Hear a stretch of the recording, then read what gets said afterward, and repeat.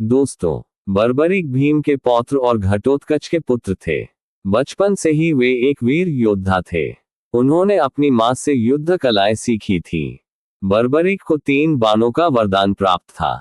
जब युद्ध की खबर बर्बरीक तक पहुंची, तो उन्होंने अपनी मां से वादा किया कि अगर उन्हें युद्ध में भाग लेने की इच्छा हुई, तो वे हारने वाले पक्ष की ओर से भाग लेंगे।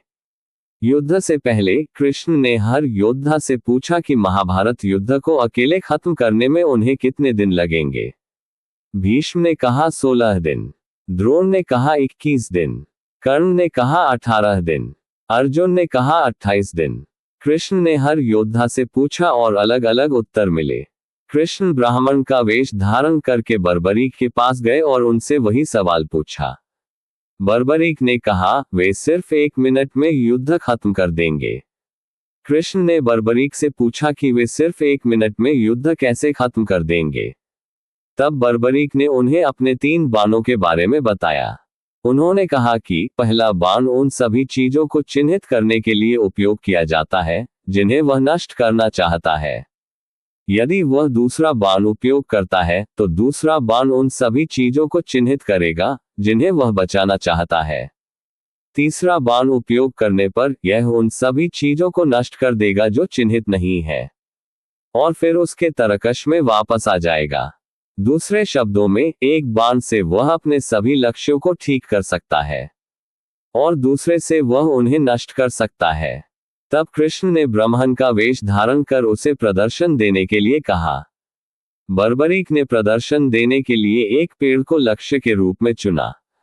इस बीच कृष्ण चुपचाप पेड़ से एक पीला पत्ता तोड़ते हैं और उसे अपने पैर के नीचे छिपा लेते हैं। बर्बरीक ने पहला बाण चलाया। इसने उन सभी पीले पत्तों को चिन्हित कर दिया जिन्हें वह नष्ट करना चाहता था, और बाण कृष्ण के पैर के चारों ओर मंडराने लगा। जब कृष्ण ने अपना पैर उठाया, तो बाण ने आखिरी बचे पत्ते को भी चिन्हित कर दिया।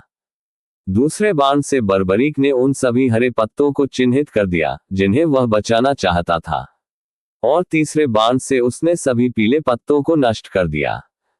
कृष्ण समझ गए कि बाण इतने शक्तिशाली और अचूक हैं कि अगर बर्बरीक हारने वाले पक्ष में चला गया, जो कौरवों का पक्ष होगा, तो पांडवों के पास जीतने का कोई मौका नहीं होगा।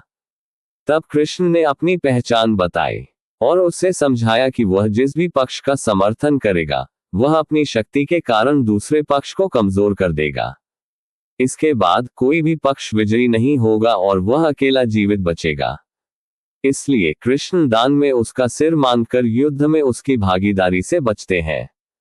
अपना सिर काटने से पहले बर्बरीक ने कृष्ण को युद्ध देखने की अपनी इच्छा के बारे में बताया। कृष्ण सहमत हो गए और युद्ध के मैदान को देखने वाली एक पहाड़ी की चोटी पर सिर रख दिया। पहाड़ी से बर्बरीक का सिर पूरी लड़ाई देख रहा था।